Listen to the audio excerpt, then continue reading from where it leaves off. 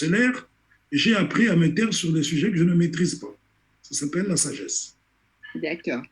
Alors j'ai une autre personne qui dit, par rapport justement à ce que vous disiez du nom de ce propriétaire qui s'appelait Cochon, et la personne vous demande quel est le nom du bateau.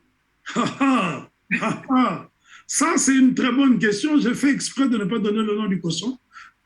Pardon, j'ai donné le nom du cochon, du propriétaire, mais je n'ai pas donné le nom du bateau. Le bateau s'appelle la licorne. D'accord. Alors, Voilà. j'ai une Bon, question aussi sur... je vais m'arrêter là. Juste là. Juste ça pourquoi? Parce que hier, bonjour à tous. Aujourd'hui, nous sommes le 5 juillet 2022.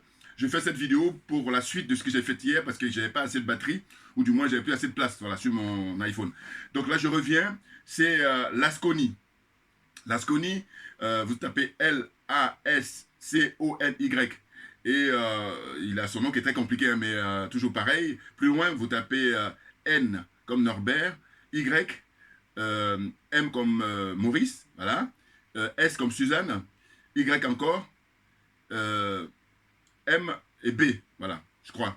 Hein? Lasconi, c'est un monsieur vraiment très brillant, qui participe justement à faire, comment dire, nourrir les esprits, à comment dire, l'estime de soi en tant qu'Africain. Lui, vraiment, il joue un rôle très important parce que franchement, moi, j'ai beaucoup de respect pour le travail qu'il fait depuis des années, de nombreuses années. Il voyage beaucoup, hein, et puis il a une base de données mais impressionnante. Et il s'en vante tout le temps. Bon, c'est un personnage. Mais moi, j'aime beaucoup. Vous voyez, donc hier, en fait, j'avais parlé de lui et j'avais dit qu'en fait, il avait évoqué à l'époque un des premiers bateaux qui avait débarqué là-bas en Haïti. Et le bateau s'appelait en fait la Licorne. Voilà, c'est ça. La Licorne, eh ben, le propriétaire de ce bateau-là s'appelait Monsieur Cochon. Vous voyez, donc, alors, je vais vous envoyer le lien ou alors tapez Lasconi, vous allez voir, c'est sa toute dernière intervention. Hein, il est en tenue africaine comme ça, vous allez voir sur YouTube. Voilà.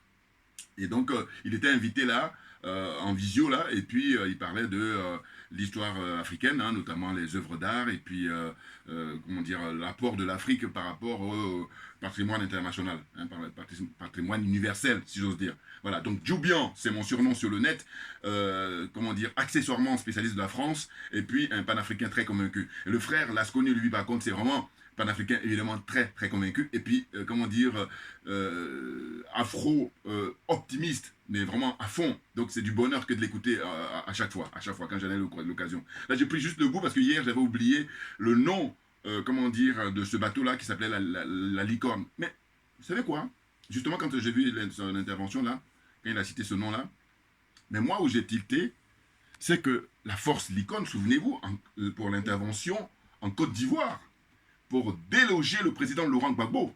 Et là, je me dis quoi? Je me dis, mais, je sais pas, ça se trouve, lui, il en parle, hein, parce que il a pas tout donné dans cette interview-là, qu'il a accordée, hein, mais faut aller vérifier.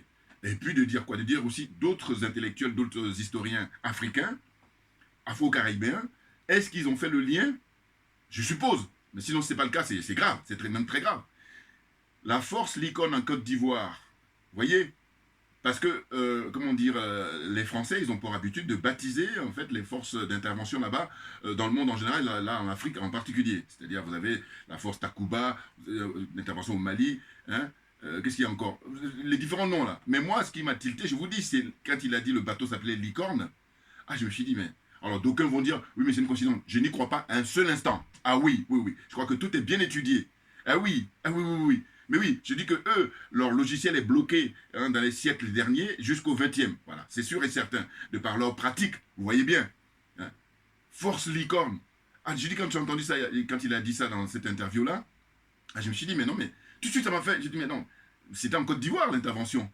Vous voyez? Donc c'est pour dire que franchement, quand on dit que le code noir n'a pas été aboli, mais là, c'est une illustration. Il y en a d'autres illustrations, il y a d'autres preuves. Mais là, voilà. Et quand tu l'as saisi, il ne faut pas la lâcher. C'est pour ça que moi, je suis revenu à la charge là, pour vous en parler. Voilà.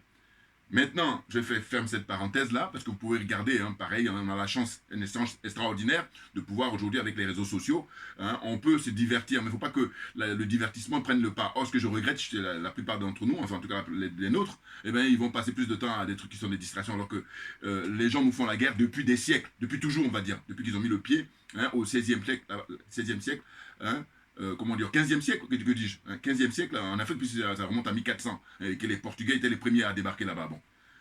Mais c'est extraordinaire. Il est d'un optimiste comme moi, hein, même je vécu même encore plus que moi. C'est réjouissant. Pourquoi? Parce que lui, compte tenu du fait qu'il a beaucoup voyagé comme moi, c'est sûr. Hein, et voilà, il a beaucoup voyagé. Du coup, il se vante même de dire qu'il a à travers le monde, il a fait plus de 90 pays. Mais c'est énorme. Et quand il y va, il allie le travail, les recherches et le tourisme. Voilà, il fait pas comme beaucoup de gens qui vont juste faire du tourisme. Non, non, non, non. Lui, il est plutôt un chercheur. Hein, comme il s'est défini un historiographe et puis un historien je crois historien de l'histoire de l'art. Mais non, de manière générale, ce qui revient, il dit qu'il est historiographe. Voilà. Non, non, brillant homme, hein, très clair. Hein. Moi, la première fois que je l'ai vu, c'était à une conférence à Paris, dans le 11e arrondissement, où je ne me trompe pas. Et puis, ça remonte en quoi? En 2017, hein, quelque chose comme ça. Si voilà, 2017-2018, quelque chose comme ça. Bon. Donc, pour revenir à l'actualité malienne, c'est parce que c'est de ça dont il s'agit. Là, je fais ma deuxième